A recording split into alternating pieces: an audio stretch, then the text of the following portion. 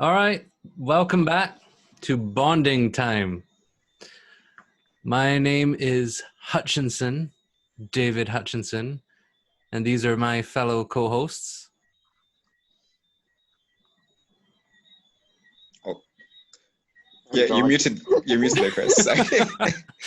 Greenwich. There we go. And Patrick, Ramon Patrick. That's rough. That was a rough one.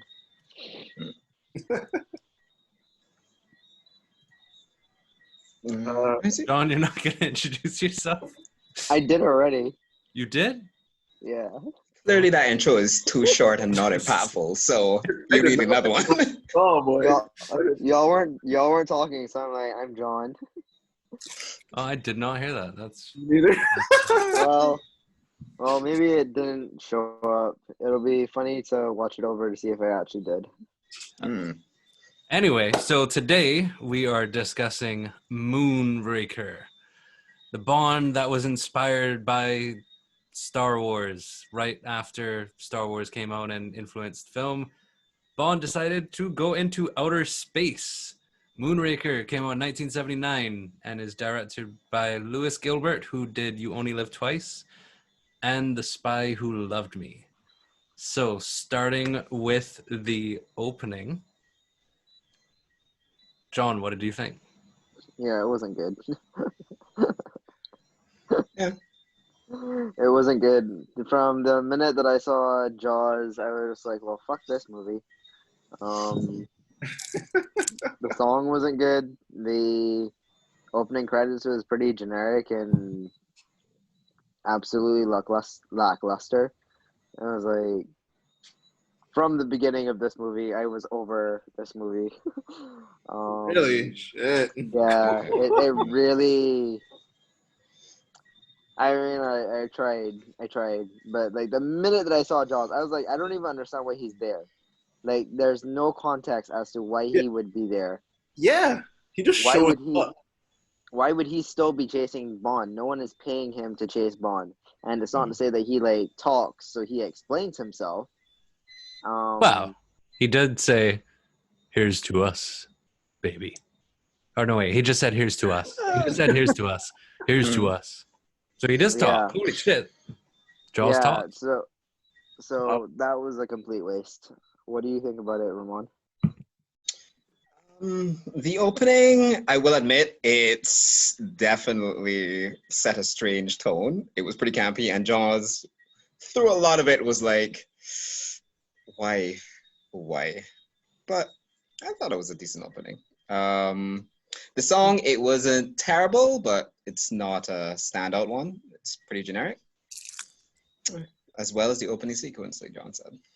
Yeah. So one thing that I forgot, right? The minute that they went to the circus, I was like, well. Yep. Yeah.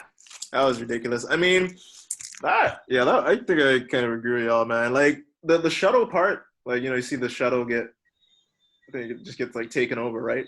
Mm-hmm. That was intriguing. That was cool.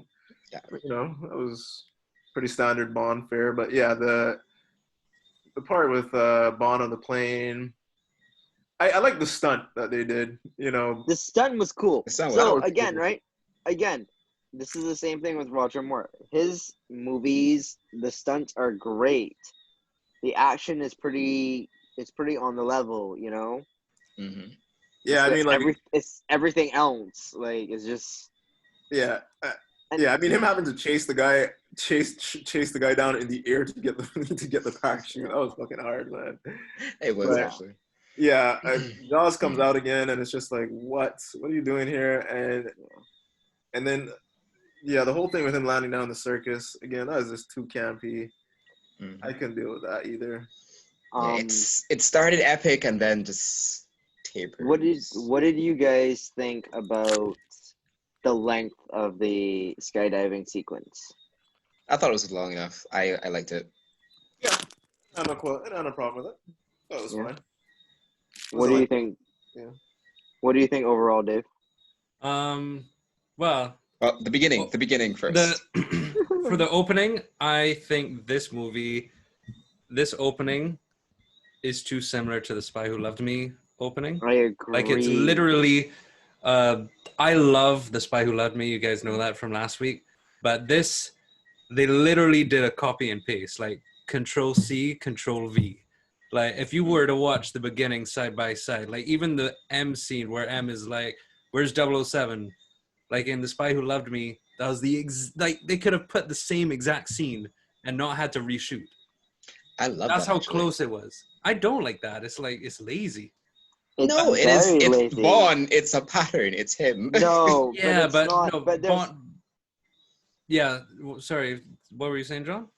I was just gonna say there's a difference between a pattern. So it's like an episode of Power Rangers. You know what's going to happen. Like you know the exact line of events, right? But that doesn't mean that you get to copy exactly the same thing. Like there's a difference between having a pattern and there's a different and just phoning it in. If it's important to have certain like hallmarks that are things that you look for, but movie to movie you have to do things a little bit differently. There's so many things that they did here that was just like, so again, Jaws coming back is, why are you there again? Like to me that was lazy. Bringing back that character was lazy. I see what you're saying, and I agree. So I like the opening. I have to agree. I thought was lazy. It worked in The Spy Who Loved Me. It doesn't work here. If he was lazy, the part with the shuttle going off the airplane, Yeah. that doesn't make any sense. First of all, why would the shuttle have fuel in it? And the shuttle can take off just like that. It doesn't make any sense. Like I know you have to suspend your disbelief a little bit. It's James Bond, but this right from the beginning scene, this movie strays whereas I thought The Spy Who Loved Me had a nice balance and it was just overall enjoyable. This movie overall, even from the start, is like, oh, okay, this is just doesn't make any sense from the get-go. But kudos to the skydiving scene. I did love that. I have to give that props. That was amazing. I actually looked into it. It took 88 jumps to fucking shoot that, which is Wow. insane. Yeah. And just, I don't understand logistically how they even fucking did it, because they would have had to had a like a parachute underneath the suits. Yeah. So then the one they're fighting over is obviously a fake one, but then when he puts it on, did he have to then take it off and then take his jacket off to actually pull the parachute? Like that shit's insane. I love skydiving stunts. And this is like the fucking 70s. Like there's a skydiving stunt in Mission Impossible. I can't remember which one. And I love it. I love the skydiving stunt in Iron Man 3. So this is like way before any of those. And I fucking love it. The stunt was amazing. I hated that Jaws did the flapping thing and then the fucking circus. The song is okay. The thing about the song is that it's Shirley Bassey. Yeah, I'm glad they And brought that. That's the thing. I like. It's a good song. It's an okay song, but it is not Is it- standout. It is not it doesn't, it's not to memorable. the level of the others. Like Is when it- you compare an okay Goldfinger song? to Diamonds Are Forever, no one remembers Moonraker.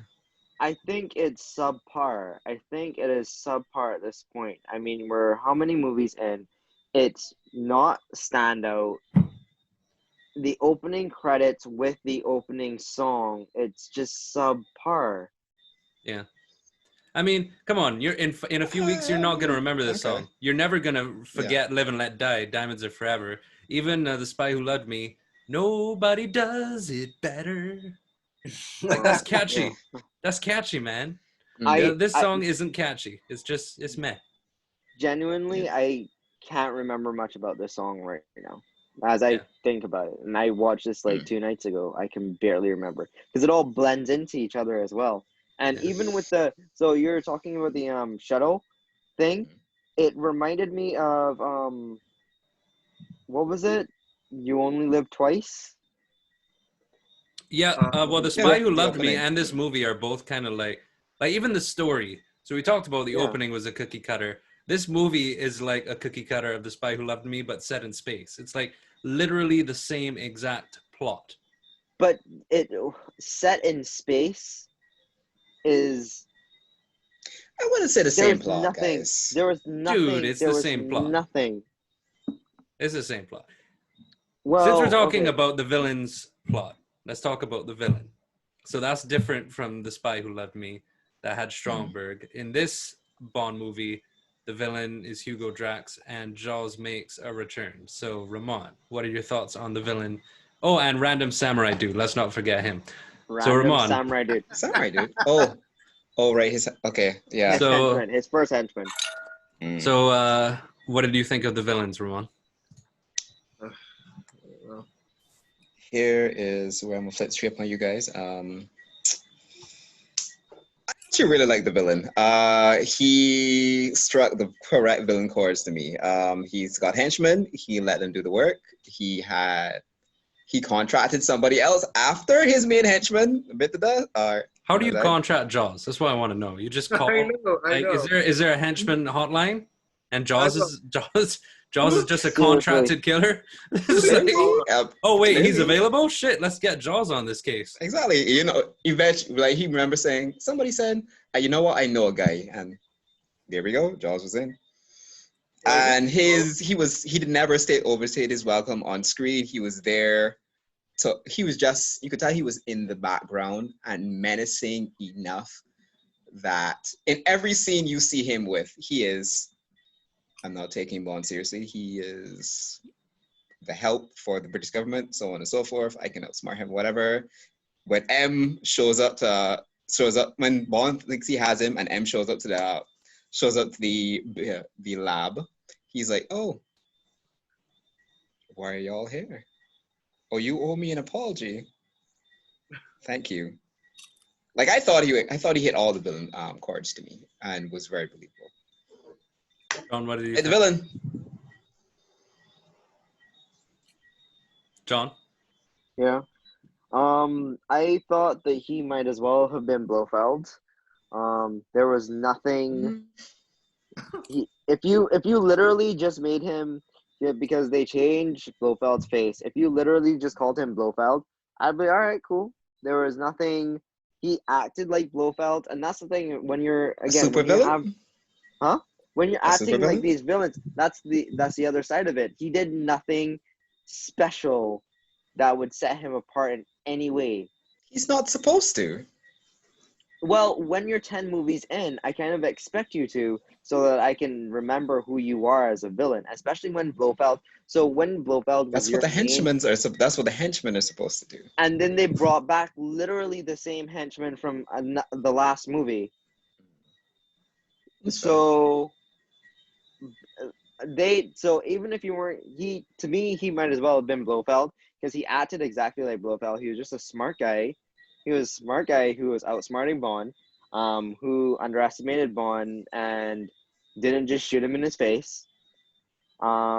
He wasn't. I liked him because, well, I mean, he was smart and he did some funny things. But that's the other part. He wasn't even particularly funny. There was nothing about him that was stand out in any way. Yeah. In any way whatsoever. And again, it just pissed me off because it was like, why am I bothering to watch this movie? I think also maybe this movie might have been entertaining to someone who like is just tuning into James Bond, never watched a James Bond movie before, and maybe I thought all these things were interesting. I did not. There was nothing about it that was. There was nothing about him that was interesting. I mean, there was a certain point where I was like, the women and how they were gonna like repopulate the earth or whatever afterwards. It kind of reminded me of the one where Blofeld was trying to be a duke or whatever, and he had all those women, and they were gonna be the secret weapons, and it was just like it was kind of like the inverse to that, and I was just like, okay. So what? He's copying it, or is the inverse? it's the inverse. But the thing about it is that like when you did Mm. it, it's just the way that they had them, and it's like the pretty women being around the place, and then there's like them and like Noah's Ark sort of situation. I don't know. It reminded me of that, and at that point with this movie, I was getting so many references that I was just like, whatever. This is the least original. It's like you did a copy of that poorly. What did you think, Chris? Uh, Drax. Yeah, I mean, I think I have to agree with John. It just wasn't a very memorable guy. I thought he was kind of more like Stromberg. I mean, he wasn't really that much different from the villain in the previous movie. Um, I mean, I agree with Ramon.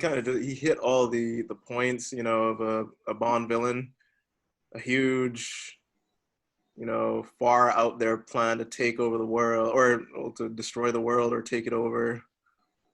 He has his henchmen. Yes, he was he's an intelligent guy, but to me, I agree. Like he was just nothing unique about this guy. If I thought he was just again, the same as similar. He was similar to the guy in the previous movie. He's just this rich guy, has a lot of money, and he's able to use this money to develop this plan to destroy the world. Well, actually, no. What the guy in the previous movie wanted to create a new population underneath the water. This guy, underneath the water, this wanted to do it from space. wants to do it from space. And okay, so I was gonna bring this up later, right? But so he wanted to do it from underwater. He wanted to do it from space, and I literally remember the last movie I said he might as well have been Blofeld. So it was like it's like if a long line of Blofeld family members, and they're just like they're stupid, so they keep getting killed off, and then they bring the next one, and there's nothing original about you. You're literally just a carbon copy of the last one. And even the way that he dressed was very like plain. And what do Yeah, you think, Dave? yeah, Well, I am a little in between. Like everything you and Chris have said is technically true, but I do prefer Hugo Drax to Stromberg.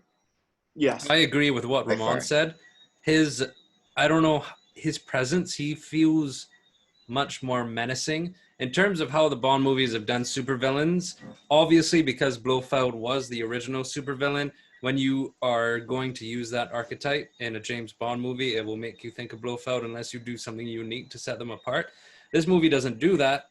But I enjoyed Hugo Drax. I thought he was a good villain. I just didn't enjoy the fact his plan was the exact same plan as Stromberg, except in outer space.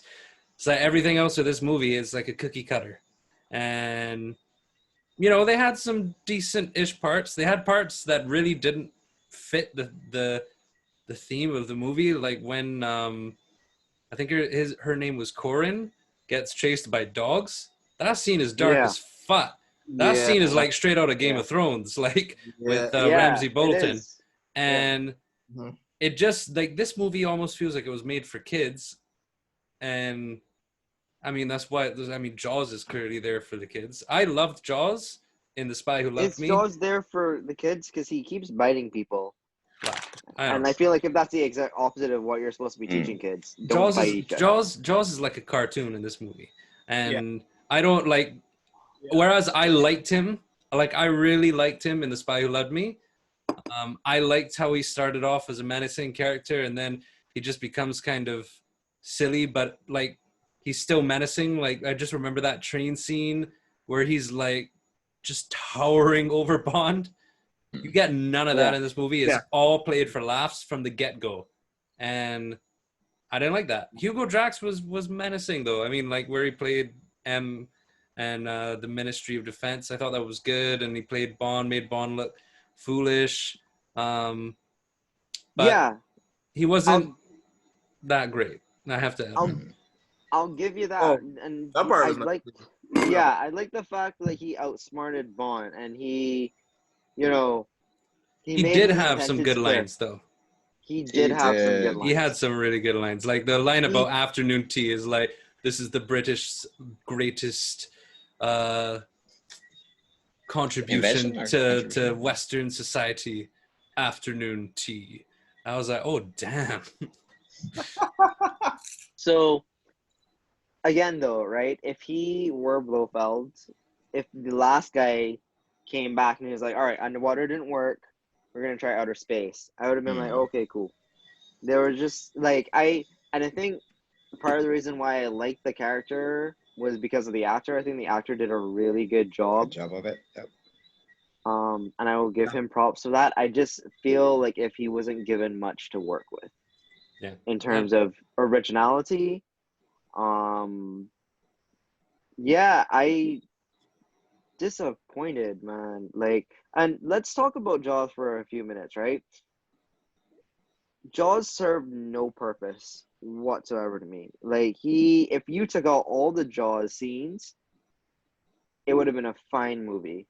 And if you had replaced Jaws with another character, a new henchman, it might have been a little bit better. The fact that they brought back Jaws, they to me was a disservice to themselves. And there's so many things about the Jaws character that just doesn't make that it doesn't make sense. It starts to infuriate me. The first henchman, how he was trying to kill Bond with a wooden sword, infuriated me to no end. And it was like, oh, you literally just have this scene to break things in a museum, and it pissed me off. The fact that they were doing, and like, I get the stunt part of it, and it's cool to do cool stunts and like, oh, let's have a fight in this cool place, but goddamn was it unnecessary. And when you're just forcing the viewer to sit through you wanting to do something for the sake of doing it, it pissed me off. Yeah, that guy, Okay. I forget his name, but yeah, that henchman, the Random samurai dude. random Random samurai. side, and that's the thing. I'm gonna go with it. That's the other Yeah. thing that pissed me off. They made no. Did they make a Wasn't really a connection for character. why? Yeah. Did they make a connection as to why they would have a samurai dude? And it's not even like he was dressed in a suit and like he was appropriate for the scene. Dude, It was just like he's a some henchman. I think his name Yes, was Chang. Just generic as fuck. but I yeah, prefer You Random just need to Samurai be dude. menacing, and you just need to be menacing and be able to like take care of people or seem that okay, way. but you can be Asian. You can be Asian by just being Asian. You can be a samurai without dressing like a samurai. You can dress in a suit. If everybody else is dressed in a suit and you just walk out in a samurai and you're not the boss, it's not like, oh, I'm doing this because this is my culture and I love it and like I can get away with this. Just like a random samurai dude who does somebody else's bidding, it just so out of place. It felt so out of place. And Before when You we they realize Jaws was in this, right? no, and when they replaced him, and then when they replaced him with Jaws, and they just gave it like a little line. But you know what the funniest thing about it as well for me is that Jaws was chasing James Bond before he was called in, and it's like, why? Like it just makes Totally no agree. goddamn Totally agree. sense. Which is why I'm saying like he's more out of place than Jaws. No, but I that's what will I'm say saying. one All thing. of them were out of place. In terms of Jaws, because I was Yeah, out okay. like as you all were talking, is like, yeah, Jaws. I didn't like Jaws at all in this movie, but there was one scene I enjoyed. I will admit, where he's coming down the alley in the clown suit. That was creepy as fuck. And then he takes It was that Oh was yeah. creepy as fuck. And then he takes the head off, and then he's like gonna bite her. And then the partiers come out, and then he's just like hugging her That was and dancing with her. That- I was like, that was a good scene. I liked that. I will admit that was like that was a nice balance for me. What? For me, that was the only scene with Jaws that I liked. All right. So I will give Nah, I'm you gonna say I did like Jaws finds love. I'm sorry.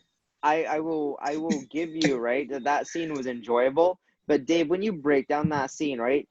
So at first, the creepy guy, right? You didn't need to dress him that creepy because Jaws is already creepy. The fact that he's the way that he slowly moves towards her, the way that he doesn't actually like, he can just snap her in two, and he doesn't. And the way they use him so poorly, it pisses me off again.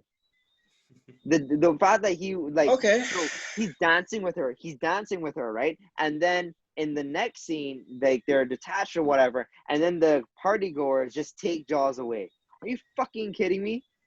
Well, maybe how the scene ended, but Yeah, that overall, was ridiculous. But Dumb, like dumb. Jaws has a calling card. Like he's a psychopath, and that is his calling card. He's not a snapper in half. It's not what he does. but speaking of Manuela, who But was the but girl that Jaws had in his Mhm. grips, which, by the way, she just disappeared. Like, Bond told her, "Oh, you need a rest," and then she she's was never done. seen Gone. again.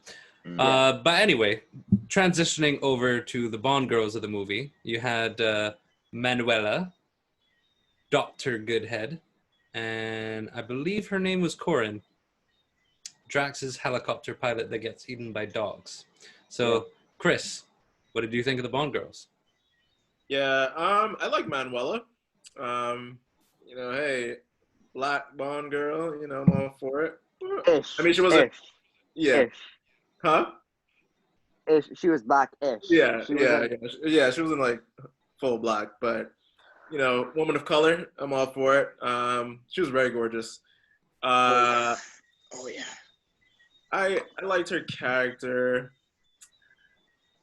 I don't know. I mean, was she useful to Bond? I mean, I think she was useful to him. Yes, she was. Like, once Bond lands in Brazil, she does kind of help, point him in the direction of like where these places are that he's looking for. So she's helpful in that respect, but other than that, not really much. So she was okay, I guess. Goodhead was I think Holly Goodhead was good.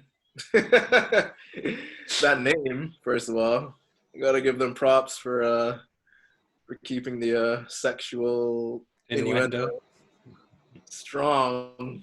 Their sexual innuendo game is very strong.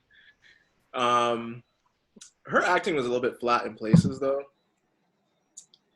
Uh, I thought she was better than Barbara Bach in the last movie. She The only was, scene I but thought she fell off was when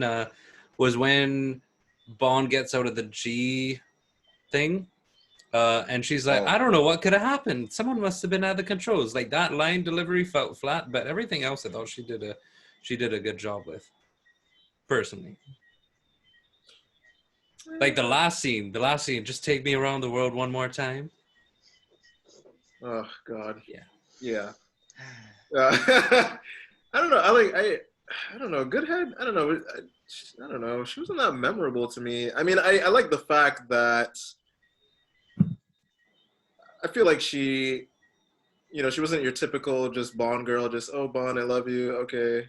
Like I feel like she did kind of fight back against, not fight back, but she resisted Bond's charms a bit. Chris, I get what you're saying, right? But that is literally a Bond girl archetype, and she just followed that same fucking pattern. Yeah, resisted at first, a little bit. Then maybe midway through the movie, it's like, all right, Bond wins her over or something like that. Honestly, I'm not gonna lie, man. Holly Goodhead wasn't that memorable to me. Like, I can't really remember anything memorable about her. I mean, I remember like she was an okay character. She wasn't like one of the worst Bond girls, but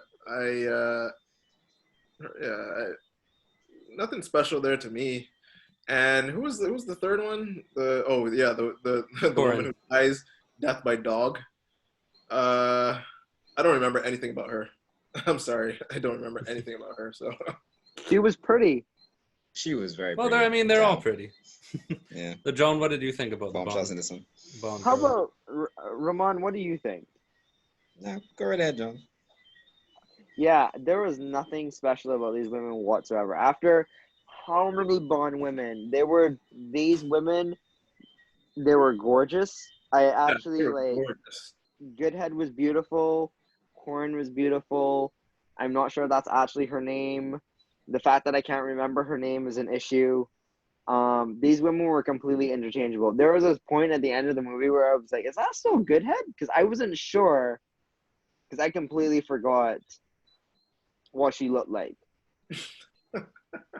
Because they were just because forget her character, they were always flashing like beautiful people. So they were all at a certain point, they were just interchangeable people, and she didn't add anything to the movie other than being she's the token Bond girl, and that's it. Like Yeah, that was her purpose. yeah. She added nothing to the movie other than she was the Bond girl. They needed to fulfill having a Bond girl, so she was the Bond girl, and that's it. So I think I'd have to okay, agree there. Ramon, but what about you? Here's my issue with all of that. We've always been saying all the Bond girls have been useless and didn't add much to the story. In your opinion, how would this have gone without Dr. Goodhead? Oh, far worse. literally the only thing that I think that would have been that much different is there would have been no sexual tension. Which, by the way, there So didn't feel like if there Bond would was have flown the rocket himself, and there would just been to me there would have been another pilot. It just like oh, okay, there cool. would have been another pilot that he would have just like Mm. it there was I actually like the Bond women in this one. Goodhead, I think, is my third favorite, just because, as I was saying, she just was incredibly useful. She through the entire movie, I felt it seemed like Bond was beneath her because he was, and she was just like, oh, okay, he's a means to end. It actually felt like her movie at some point versus James Bond is along for the ride. Actually, not gonna lie, I can see that. especially in the space scenes, like she was on point. nice. Dude, remember the fight scene when they got to the jammer? She literally started to fight. Bond is like, oh, okay, I literally don't. I don't remember that scene. fair enough. So She struck. Mm. well, sorry. I kind of agree with you, Ramon. I liked Holly Goodhead. I thought as a Bond girl, she Thank hits it. all the right marks. I don't think she is exceptional. She Yeah. isn't one of my In any favorite way. Bond girls, but Yeah. she is, I would have to say, like I would rank her one of She's decent. if there's She a is average, middle ground. she's like just on the upper Mm. end of the average in terms of the 11 Yeah. movies we've seen. She would be in the top 5 of those 11 movies. So there's 6 Bond So girls that could be below her potentially. so Okay. my rating of her, she is just below average because I don't hate her, but she really like she's just so. I remember Domino. I remember Kissy. I remember Honey Why? Rider. Huh? Why Why? do you remember Kissy? Oh I gosh. re- honestly because she was Asian. I think that was. I think that's it. I Okay. genuinely think that's it. At this point, I Mm. genuinely think that's it. Um, because at least Kissy did that role while being something else other than a pretty white woman. Um, and that's basically it. And but she's Okay. to me, they're all comparable in the sense that they played that role. Mm. You know, maybe she was more helpful, which is always my She was. go-to. Maybe she Im- was more helpful, but she at could that point, not be right? in the movie. But uh, She I, was very helpful. I'll tell you, right? I like there. I guess at that halfway point, I was just so over it. I was just yeah, like, because at that point, oh, so that's the it was her woman. mission as well, and it felt as if it was her mission that Bond was there too. I mean, that's great. That's awesome. Yay for her. Um, I did not particularly get that. Yeah, I, I'll be honest. The very end of the movie, I fell asleep, and I really considered not rewinding because I was like, ooh, Mm. those 20 minutes though. I don't know if I really need that. A lot happens in the 20 A minutes. lot happened in that. A lot happens Woo. in those 20 minutes, and when I rewatched it, I did not pay that much attention. I gotta tell you, I was like, I was watching it to finish it. I wasn't watching it to like know what happens. I wasn't watching it to enjoy it. I was just watching it to say that I finished it. Really? I mean, thinking back now, I mean, I wasn't pissed off at Goodhead. I mean, I think I agree. Like, she was a decent Bond girl. Like, Again, definitely like upper tier. Like, she didn't piss me off or Upper anything. tier, I was just, like, exactly. fed up She's with her. slightly below average. That's what John, I'm saying. She's at slightly what below point? average. Sorry, at what point did the movie did she piss you off? Because No, every that's Bond what girl I'm has saying. done But that that's so what- far. But that's what I'm saying. She didn't piss me off, right? Not every Bond girl has pissed me off. Not every Bond girl has pissed me off. Okay. I think there was a part where I was like, well, this is dumb. And I think it was basically just the fact that she was a scientist, right? Mm. She's this brilliant scientist. And I'm like, Yeah, she was. why are What you doing the you CID's work? Fair. why are you working for these less intelligent men? And I think that was the only point. And I But think she there was wasn't. one more It point. was she Huh? was undercover. She was never undercover working to for the them. CIA. She's a CIA agent. Okay, but again, it's just that it didn't, You know, I felt like I saw that didn't in make Spy any Who- sense to me. I felt like I saw this in Spy Who Loved Me. Like the same. I would agree. I would agree. Mm. Again, another example of them copying The Spy Who Loved Me. The only thing is, I feel like I prefer Lois Chow's in the role than I did Barbara Bach. Like, I feel if Lois Chow's played Triple X, I feel I would have liked Triple X more. Just because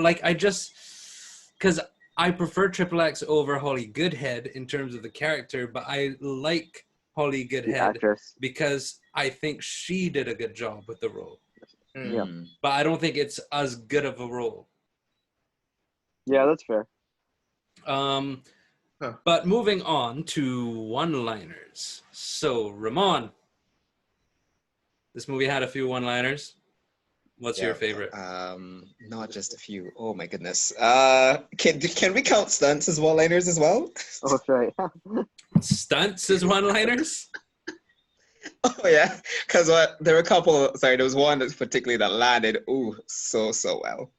But for the one-liner, I'm just gonna go with the final one. Oh, sorry, where Bond is getting rid of the villain, has him dead to rights, and he's like, oh, uses his new gadget, hits him straight in the heart, heartbroken, pushes him straight to the airlock. Take one step from man. Yeah.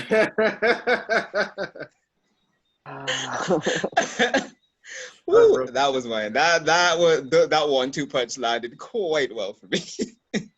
What about you, Chris? So I'd have to. I forget which villain Bond was fighting, but I think he threw him out the window. He like throw him onto a piano or some shit like that, or Yeah, he threw the clock tower. That was a random samurai dude. right. Yes, right. And then he utters the line, "Play it again, Sam." Yeah. I mean, okay, I know it's not that great, but in the moment, What about you, John? What was your favorite line? I wrote down two. I discovered he had a crush on me. See, oh yeah, I don't like That that was actually a line good one, yeah. because a villain would never ask that question. Like, I like the lines where it's just Bond coming up with a quip, but the dialogue in that scene just felt forced because literally the snake was trying to kill him, and then Drax says, "Why are you so unsportsmanlike? Why did you kill my pet python?" I was like, dude, he was trying to kill him. What did you expect? Yeah. It was like that. I get No where- one would say that in real life. I get that. actually, yeah, that was a bit Yeah, out of place. I agree with you. But- yeah. That was But awful. I'll tell you what, right? I'll tell you what. I mean, like, I don't think that it's gonna be any surprise to it's gonna be a surprise to anyone. I thought this movie was stupid. So at that point, believable dialogue had like flown the coop ages ago. So when he delivered that line, and that actually made me laugh. So I was like, all right, that's the best line. There it is.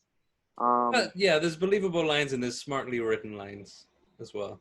Which That- this movie still had some of them, in my opinion. So I didn't think that they were that smart, but as far as a joke, I thought that was a funny joke. Yeah. You know, I thought that was a good joke. The other one that I had was "Thank you, but we are in great shape." And I don't even I can't remember where that was exactly. And Thank you, but we're in great shape. yeah, and I don't think they meant it as a line. I think he just said it. because I have a Oh, I know what it was. It was after they jumped off the gondola that was coming down in Rio. right, And then yeah. the ambulance people came and Bond is like kissing Dr. Goodhead and Okay. it was like, no, thank you, we're in good We're in shape. good shape. Oh, yeah. was that in Rio or was that in Venice? That was Rio. in Rio. That's a real yeah. That was in Yeah. Rio. Yeah, Hmm. okay, I'll take your word for it. So That was in Rio. my favorite line is not a James Bond line, but this was just this is one of my favorite endings. I thought this movie, for all of its faults, I thought it had a great ending, both with the funniness and just like the line with where Dr. Goodhead says, "Oh, take me around the world one more time," and then it goes into the theme song. I love that. I thought it was good. But this line where they're having sex in zero gravity, and it's kind of a carbon copy of the last movie again, but Yeah. the line is so good. It's like, Bond, what are you doing? Q's like, I think he's attempting re-entry. Sir. Oh yeah. Like, that hit so yeah. well. Oh, yeah. Loved that. If Oh, kids yeah. were watching that, they wouldn't get it. They'd think they're always re-entering the atmosphere, but we know what he means. Yep, that's a good. And the way Q delivers it, it's like, which one does he mean? It is I think cheeky. I gotta agree. That one might actually take the cake there. Shit. That was a cheeky line. Yeah. Mm. You'll get And that. honorable mention to the stunt that had it for me. Born in the gondola rolling down the street. Oh God, please do not mention that scene. Oh, I hate that scene, Ramon. I love that scene. That scene is one of the worst. When we watch these Bond movies and we I want to discuss like the worst moments in the movies. For me, that has to be one of my top ones. That has to be. It's so bad. It's like the Lotus and coming out of the ocean, but it's like that was good. Again, a nice balance. You could see Bond doing it. It was cheekiness with the fish coming out of the car, which he did, ad-libbed. He didn't tell the producers about that. He just did it, and the producers were pissed. Oh. But that's fucking Roger Moore for you, right? Exactly. Right? But that's my thing. Like that was so... Roger Moore at his finest, and like his face expression, just rolling down the streets and that. I'm sorry, I hated that entire gondola action scene. For me, was just ridiculous. First of all, the end. why is he chilling in the gondola in the first place? He needs to go do spy shit. He's investigating something, and he's just like lazing around in the gondola. And then the guy comes out of the coffin with knives. But like, what the fuck? Agreed, but based on the fact that that was clearly a souped-up gondola, I'm like, okay, clearly he was on his way to. This was going to end more like somebody in the Secret Service. That scene was so random, so bad. They threw too many gags in it. Like the guy smoking and sees the coffin and thinks he's hallucinating or some shit. Yeah. He's like, oh, I need to stop smoking. The fucking dog, the double take pigeon, which is the fucking worst. Like Roger Moore's face straight throughout it. I'm sorry. Yeah, because love that scene. At one point I was like, how the fuck does this gondola have like jet, like not jet? Seriously, It's so souped up, yeah. And then it turns into a vehicle. And how does Bond know that? Like, I don't understand. Like, that scene is a little too much for me. I just can't get on board. Can't get on board. And my one line. Let me do my one liner over again properly. He throws the samurai guy out of a clock tower, and the guy lands on a piano. And then Bond is like, play it again, Sam. That's it. Okay. Okay, so overall thoughts and overall rating. Let's start with you, John. What a shitty movie. Like, what a pile of trash. If anyone couldn't tell, I'm about to fight John. I'm not gonna lie. Go for it, dude. Go for No, it. finish Like, your review. Oh man, at least in You Only Live Twice, right? At least I can jump on with like, this is a ridiculous movie, this is campy, and this movie I just really couldn't do it. It was so ridiculous. It pissed me off how stupid it was. From Jaws being there to the fighting monks, which again, it just reminded me of You Only Live Twice with the samurais. The going into space with a cockamamie story, the carbon copy of the last bad guy, the generic Bond women. The lines, even like there was a couple of lines, but I didn't. They were forced, and they weren't like, most of them weren't laugh out loud. It was just like, God, what a train wreck of a movie. Like, to me, this movie would have been where James Bond would have been in jeopardy for me. Like, if I was a producer in this movie, I'd be like, God damn, like, I don't think that we should do anymore. I think that we should just stop it here. Because there's no good to be had. Do you guys remember in like the middle of the movie, he was riding a horse and then they were playing like cowboy music? And I was just like, what the fuck is happening here? Oh, the Lone Ranger scene. Oh yeah. I was like flabbergasted. I was like, what is happening? I felt like if I just like accidentally popped in, like, you know when you have old VHS movies and like someone like records over a little section of the tape, like you're watching John, something you and said then they were fighting monks in this movie? they were fighting monks in this movie. When he went to the monastery or whatever, the monks, you don't remember them? I don't remember that either. Remember that. I'm so confused. I think that may be the last movie or something, but all right. I mean, like, maybe I'm wrong, but I'm pretty sure. I do remember the cowboy scene John is referring to, but it was more like it was just to go see Q's lab, which is also, by the way, why is Q's lab in all these different countries? Oh yeah. It's like a trope now. Just pops But up. yeah, it's like a Yeah. pop-up. Yeah, Before pop-ups were popular. bad, real bad. Like this, yeah. I'm gonna find the fighting monks, but whew, not good. But yeah, Ramon. Oh wait, me why I'm wrong. what's your rating, John? I don't know if I'm gonna give it a 2 or a 1. What? It's just Oh my gosh, you like it worse than Diamonds and Man with the Golden Gun? I'm shocked. it's definitely no. This is definitely the worst. This is by far the Wow. worst. Okay. Wow. Okay. I think I'm John's shocked. crazy. Let's move on. All right, so Ramon, what are your thoughts? Let's hear the counter to John. You know what? Through watching this movie, it started. I saw that Jaws part. I was like, oh no, I might not like this. This is gonna be mediocre at best, if so. And as it kept going, this became more and more quintessential Bond to me. It became epic, in my opinion. So the crescendo at the end with the space fight scene, I did actually thoroughly enjoy it. Really? I liked the space Yes, stuff. and I thought the lasers at the end were a little too much, but That was a yeah, bit I see It what was- I see it what you're was- saying. It was campy, but it was campy Bond like I expect. This is Bond. I'm not expecting him to be like a detective solving a regular murder. I mean, that's why I expect him to go out in space. Like we're watching a movie True. that's supposed to be remarkable. You're supposed to be fighting remarkable Out there. villains. That's your job. but he wasn't But- fighting a remarkable villain in any way.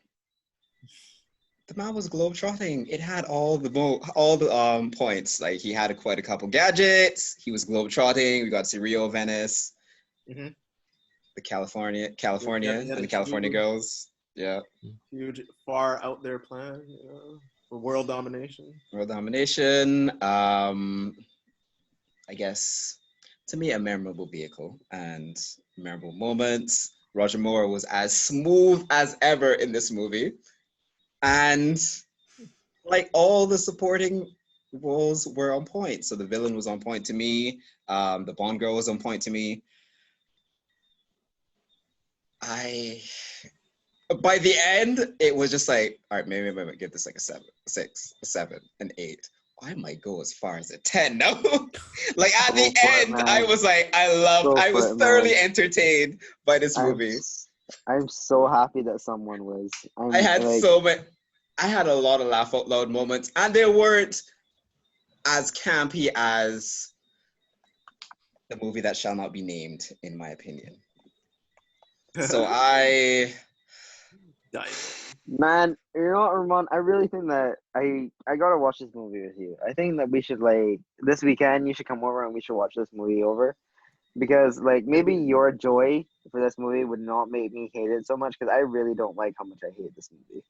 fair enough. This Damn, movie just dog. makes me so angry. At the end, I was like, oof, oof. I would give this a 10. I would give this a 10. Really, But really, I think I'm that you gonna should go. Yeah, go I'm for gonna it. settle. I'm gonna go with the 9 because I did enjoy the other movies a little bit better than this. But this was quintessential Bond to me at its finest. So would you rate this above Goldfinger or below? Ooh. Ooh. Ooh. Even their use of time at no point in the movie was it like a lull or too boring, because they had the clips throughout. Like they did everything, every scene, every moment was filled with something to me, whether it be specific story filled with a proper quip or the action. Totally on point to me.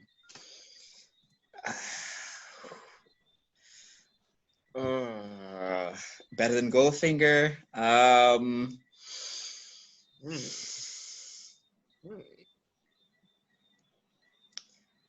I'm gonna say yeah. It's better than Okay. Goldfinger. All right. What about you, Chris? I know Ramon loves this movie, but I think I'm gonna have to take a page out of David and John's book. Well, you don't know if David, You know, they're saying that. you don't know if David agrees. No, well, I should say maybe take a page out of it in that I feel like this movie was a little unoriginal. I feel like, David alluded to it even in the opening scene, how, it is like a carbon copy of The Spy Who Loved Like I Me. love me. I think it's not just the opening scene. I just think overall this movie is just a carbon copy of The Spy Who Loved Me in space. And I think that's the downfall of this movie. Like, it's just unoriginal. The villain is okay. I'd say maybe he's above average. Holly Goodhead, again, above average Bond girl. As Ramon pointed out, you have all the usual, Bond tropes, globetrotting, villain with a huge plan for world domination. You have a huge fight scene at the end between the military forces and the bad guys, henchmen. You have all the usual Bond tropes here, but it's just very unoriginal. I just saw the same thing in the last movie. Another place where it falls down is Jaws. It's too campy here in this movie. Too campy. It couldn't work for me. Totally agree, but they switched him up in the end, and that is why I think it landed so, like, it became so good to me, because they got his campiness out in the beginning, and then he started to become a player in the actual henchman's plan, and I like that. That was There, nice. That to me that just wasn't enough, and that came at the very end of the movie when he had no business even being there to begin with. Like, But what about his girlfriend? He oh found. my god, like Jesus Christ, that like what, like dog, miss me with that dog. Like that should have been 86th, man. That was the most ridiculous. Oh, I completely forgot about that. Thank you, David. That was the most ridiculous thing. Oh my You know, god. they missed a joke. They missed a good opportunity for a joke there. She's not wearing braces. That would have at least made sense. But she's not. Wow.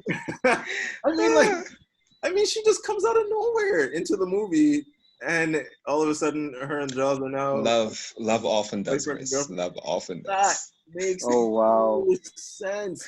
That makes Wow. no sense. I think I just impacted Chris's rating of this movie. He was probably gonna. Significantly. He's probably gonna drop it down a point now. No, I mean, I was already. The Jaws story was already ridiculous. As John said, he has no point being there. But that girlfriend stuff, that just takes it even further to Next level. next Next level. level. That, yeah. So, and that's another downfall of this movie. Overall, David, can you tell me what did I give Golden Man with the Golden Gun? You gave it a 6. I would give Moonraker a. Despite all that, I think I would give Moonraker. I think I give it a 6.5. Wow. Overall, because again, Well, we're not doing half points just yet. We're gonna do a re-ranking, so a 6 or a 7. What, we're not doing half anymore? I thought we were doing No, half. we're gonna do Yeah, half we- when we like At the fix very, it. very end, Yeah, when we rank. we'll do half points after we finish the Roger Moore movies. Well, I think I'd have to give it a 6 then. Yeah, I'd have to give it a 6. I mean, it's an okay But movie. but I'll put it above Man with the Golden Gun since you were leaning towards a 6.5. Yeah, I think it's better than Man with the Golden Gun. Yeah, it's a decent Bond movie. It's like a decent Bond movie. All the usual tropes are there, but it's just very unoriginal. And you have Jaws. Fair enough. So my thoughts of the movie kind of mirror yours, Chris. I didn't like it because it was very unoriginal. I felt it was a carbon copy of The Spy Who Loved Me, but they just threw a bigger budget without really thinking much about it. It was just dumb fun. Whereas I liked Jaws in The Spy Who Loved Me, I do not like Jaws in this movie. There's not really much in this movie that I really, really like. It's just kind of meh. But it doesn't do much that is super offensive either. Like the Bond girl is decent. The villain is decent. Yeah. The outer space stuff, I actually don't mind. And it's a very small part of the movie when you think about it. Like when I went into this movie, I was like, oh, this is the one in space. But the space thing was at the very end. And to be fair, the stuff in space was pretty good in terms of like the interior stuff. The set design was really good. The Stop only motion was thing pretty I good too. I didn't like the space battle because it was just a little ridiculous. Oh yeah, there's the thing in outer space and they send a shuttle up there immediately and then everyone has lasers. Yeah. Like whereas Lasers. I understand y'all's argument with Thunderball where the underwater climax, which is one of my favorite scenes in that movie, was difficult to follow or it wasn't eventful or whatever. But people actually did that shit. Like coordinating a fight scene underwater is fucking hard. I can't even imagine how they did it. And I was able to follow it. Like I enjoyed that fight scene and it was just impressive to me because it was underwater. This space scene, unless they actually shot it in space, then it would have been impressive, but we all know that didn't happen. So it's like, it's just stupid. I didn't like it. But I kind of in between. I don't know if I like it more than Man with the Golden Gun or not. I'm going to say I do for now, simply because Man with the Golden Gun didn't really have high stakes. It had a really good villain, but the Bond girls were terrible. Yeah. I think that one of the problems with these movies, aside from The Spy Who Loved Me, is that it's not a real Bond movie. It's like Live and Let Die was blaxploitation. Man with the Golden Gun, they did kung fu. This movie, they're cashing in on Star Wars. It's like The Spy Who Poorly. Loved Me, of the 4 Roger Moore movies so far, The Spy Who Loved Me is the only real James Bond movie of the bunch. And this movie recognizes the success of The Spy Who Loved Me and copies it and then adds Star Wars to it. And it just doesn't work. Even Holly Goodhead, her first scene where she speaks to Bond is kind of reminds me of Leia a little bit with like the sass. And you're wearing white too. So yeah. Oh, But- one thing I do want to mention. All right. I did like the Mhm. boat chase up until the point where Bond jumps off the waterfall, and they brought back the classic James Bond theme, which we haven't heard. It was like In a classic while, Sean yeah. Connery Bond theme, Mhm. and we haven't heard that since Diamonds Are Forever. So I Wow. thought that was a cool callback, and I think that's the last time we hear it in the series. So I thought that was cool. But overall, I will give it a 6 out of 10. So yeah, 6 out of 10, and that puts the overall ranking as 5.75, which does put it above Man with the Golden Gun and above Diamonds Are Forever. All right, but let me just say one thing about the originality of the movie. This is which movie we're on now, Dave? Movie Number 11. 11. 11. If they didn't start recycling stuff, I'd wonder how things. Oh, now let me say something here. I don't actually have a problem with them recycling stuff, but it's how successful they are. And also, I know just from knowing kind of how the Bond movies went through phases and stuff, I know that this movie in particular introduced a lot of kids to James Bond for the first time. So I know that's not the situation with us, but how we feel about some of the Pierce Brosnan movies would have been how some people would have felt about this. So I'm very interested when we get to the Pierce Brosnan ones, because that's going to be like in the late teens, early 20s So of our the Bond movies. Bond, So, you know, oh yeah, we era. loved this movie when we were young, but now we're watching it back to back. And, you know, some of the points where John says, oh, we're 11 movies in. When we're 18 movies in, is the Bond girl and GoldenEye gonna hold up? Is it really original? And it, for me, it doesn't have to be original. It can be just a classic Bond girl, but is it done well? That's Point. in my opinion, that's all they need to do is do it well. That's a good point. I mean, yeah. Any That's other great. thoughts I mean- before we wrap up? Yeah, I Did mean, you put me- I didn't have a problem with it. I mean, yeah, no, I mean, you're right, Ramon. Like, you know, at this point, like they got to recycle shit. But I think, I mean, doing like a carbon copy of Spy Who Loved Me, like right at, like maybe if right they after it was waited, yeah. maybe if they did something different for this movie, and then maybe the next movie did, you know, Moonraker, you know, or you know something. Maybe I think, but I think, I don't know. You know, you're just doing the same movie one right after the other. I think that was just the issue. Did you put me as giving it 1 or 2? I put it as a 2. So it's above Diamonds and Man with a Golden Gun, but it's definitely at the bottom of our list, which, to be honest, I expected it to be. I am impressed Ramon gave it I'm such high a genuinely score, but I'm flabbergasted. I just wow. I was so happy after that movie ended. Not gonna lie. Me and you've got to sit down and watch this movie, man, because like maybe your happiness will like flow into me, and I'll just be like, oh, maybe I said it's not that a piece of is shit. that's also my view of Bond. He is supposed to be the suave, not Joke? necessary. oh, this movie feels like a parody. I will say that. Yeah. Maybe a This little movie bit. feels like a Yes. parody of itself.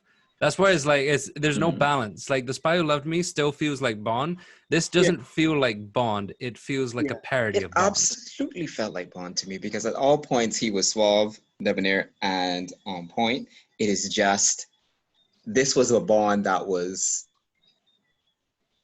as I was saying, he was overshadowed, in my opinion, by the Bond girl at quite a few points. Like this wasn't centered on Bond only to me, and I liked it. I I really did like it. couldn't. I think that there was a lot of campy here, and I think there was a lot of. I didn't feel Mhm. the campiness. I didn't appreciate Here's the my campiness. point. At this movie, I felt how M felt. Like I understand how M would feel when calling 007 his offense like 007. Like his almost contempt of the fact that we know you're good at your job, but you are ridiculous. And I felt that in this movie. I was like, yeah, this is the 007 James Bond. I can agree to. Interesting. I agree to. It's an interesting perspective. All right, so that wraps things up for Moonraker. Next week, we'll be talking about For Your Eyes Only, which we're past the halfway mark with Roger Moore, so that should make John happy. Yeah, it does. Oh, I will say this up front. I saw his age in this one, so I don't know how I Yeah, feel dude. about that next one. It's slowly creeping up there. I don't remember feeling it in For Your Eyes Only when I watched it years ago, but I definitely felt it in Octopussy and A View to a Kill for sure. Yeah. A View to a Kill, it's like uncomfortable. It would have been different if they addressed it, but they don't. So anyway, though we're jumping ahead. So next week we'll do For Your Eyes Only. So signing off. See you guys next time. See you. Rust.